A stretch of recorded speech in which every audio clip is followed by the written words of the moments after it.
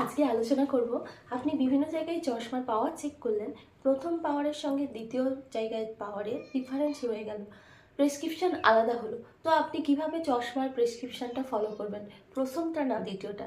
সেই জন্য আজকের আমার ভিডিওটা পুরো বিভিন্ন জায়গায় পাওয়ারের যে ডিফারেন্স হলো সেটা কেন হলো এবং এর জন্য আপনার কোন প্রেসক্রিপশনটা ফলো করা উচিত, সেই জন্য আজকে আমার ভিডিওটা।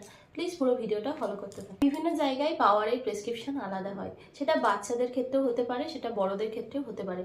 পাওয়ারের প্রেসক্রিপশন আলাদা হওয়ার কিছু কারণ রয়েছে, সেটা আজকে আলোচনা করব এবং এর প্রতিকার হিসাবে আপনি কোন প্রেসক্রিপশনটা ফলো করবেন সেটাও বলে দেবো। প্লিজ পুরো ভিডিওটা দেখতে থাকুন। কিন্তু বাচ্চাদের ক্ষেত্রে পাওয়ারের প্রেসক্রিপশন আলাদা হলে পেরেন্টসরা খুবই চিন্তায় পড়ে যায় যে বাচ্চার কোন পাওয়ার প্রেসক্রিপশনটাই চশমা বানালে বাচ্চা ভালো দেখবে, কারণ বাচ্চারা তো ঠিক মতো বলতে পারবে না, সেক্ষেত্রে পেরেন্টসদেরই গাইড করতে হবে। সাধারণত কি হয়, বাচ্চাদের চোখের অ্যাকোমোডেশন পাওয়ারটা খুব হাই থাকে, ওদের পাওয়ারের সমস্যা থাকলেও, রিফ্র্যাক্টিভ এরর থাকলেও ওরা কিন্তু কষ্ট করে হলেও ভিশন চার্টে লেটারগুলো পড়ে দেয়, বা অনেক সময় ডিজিটাল ভিশন চার্টে কিছু পিকচার দেখানো হয়, ওটা ওরা বলে দেয়। কিন্তু সেটা তো বলে দিল, সেই ক্ষেত্রে আমরা অনেক সময় কি হয়, অপটোমেট্রিস্ট বা ডাক্তাররা পাওয়ার দিয়ে থাকেন, পেশেন্টের বলার ভিত্তিতে পাওয়ার দিয়ে থাকেন, যেটাকে আমরা বলি সাবজেক্টিভ রিফ্রাকশন।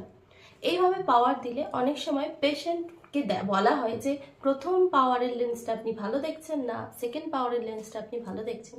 এক্ষেত্রে পেশেন্ট অনেক সময় ঠিক বলে, বা অনেক সময় কনফিউজ হয়ে যায়, বা অনেক সময় পেশেন্টের ডিসিশনের ওপর ভিত্তি করে পাওয়ারটা দেওয়া হলে অনেক সময় পাওয়ারের ভিন্নতা থাকে।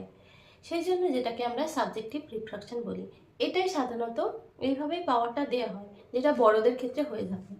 কিন্তু অনেক সময় বড়দের ক্ষেত্রে পাওয়ারটা যদি অনেক হাই থাকে, সেক্ষেত্রে আমরা সাইক্লোপ্লেজিক রিফ্রাকশন বা রেটিনোস্কোপির মাধ্যমে পাওয়ার দিয়ে থাকি। এক্ষেত্রে পাওয়ারের রং হওয়ার সম্ভাবনা কম থাকে। আর বাচ্চাদের ক্ষেত্রে যেহেতু ওরা ভিশনটা পড়ে দিচ্ছে সেই জন্য সাবজেক্টিভ রিফ্রাকশনের ক্ষেত্রে অনেক সময় পাওয়ার রং থাকে।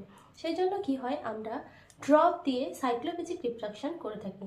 সাধারণত এক্ষেত্রে কি হয়, পেশেন্টকে ড্রপ দিয়ে চোখের মণিটাকে বড় করা হয় এবং চোখের পেশিগুলোকে শিথিল করে দেওয়া হয়। এক্ষেত্রে আমরা অ্যাট্রোপিন, সাইক্লোপেন্টারেট, হোমাট্রোপিন ড্রপ দিয়ে থাকি। বড়দের ক্ষেত্রে 3+ ড্রপ দিয়ে থাকি। ড্রপ দিয়ে চোখের মণিটাকে শিথিল করে দেওয়া হয় এবং অ্যাকোমোডেশন পাওয়ারটাকে কমিয়ে দেওয়া হয়, যার ফলে সেই দিন আবার পেশেন্টের রিফ্রাকশন করা হয় এবং রেটিনোস্কোপি করা হয়। এক্ষেত্রে পেশেন্ট কতটা দেখছে এবং রেটিনোস্কোপি গ্লোয়ের মাধ্যমে আমরা বুঝতে পারি পেশেন্টের পাওয়ার কেমন রয়েছে। দেন আবার আমরা পেশেন্টকে ডাকি, সেটা 1 সপ্তাহ পরে ডাকি বা অনেক সময় 1 সপ্তাহের মধ্যে ডাকি, কারণ পেশেন্টের যে ড্রপগুলো দেওয়া হয় এর অ্যাকশান সাধারণত থাকে 24 ঘন্টা, 1 দিন, 2 দিন, 3 দিন এরকম থাকে।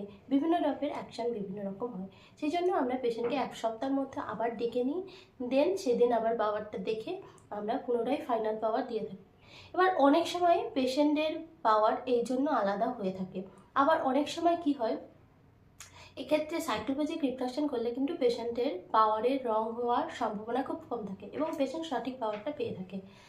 আমরা বড়দের ক্ষেত্রে সাধারণত পাওয়ারের রং হওয়ার সম্ভাবনা হয়, যেটা অনেক সময় আমরা কি কম্পিউটার বা মোবাইল অনেক বেশি ইউজ করে থাকি, সেক্ষেত্রে চোখ অনেক টায়ার্ড থাকে এবং চোখের ড্রাইনেস থাকে, বা অনেকে ড্রাইভ করেন সেক্ষেত্রে চোখের ড্রাইনেস থাকে। সেই জন্য কিন্তু অনেক সময় ভিশন নেওয়ার সময় ঠিকমতো পড়া হয় না।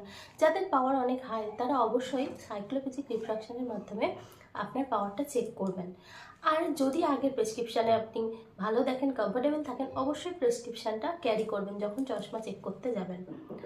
আর অনেক সময় ডায়াবেটিক পেশেন্ট থাকেন, ডায়াবেটিক যেটা বড়দের ক্ষেত্রে হয়, ডায়াবেটিক পেশেন্টের কি হয়, সুগার লেভেলটা কম বেশি হওয়ার জন্য পাওয়ার প্রেসক্রিপশান আলাদা হয় এবং পাওয়ার কিন্তু ফ্ল্যাকচুয়েট হয়। সেই জন্য অবশ্যই সুগার লেভেলটা কন্ট্রোলে রাখবেন।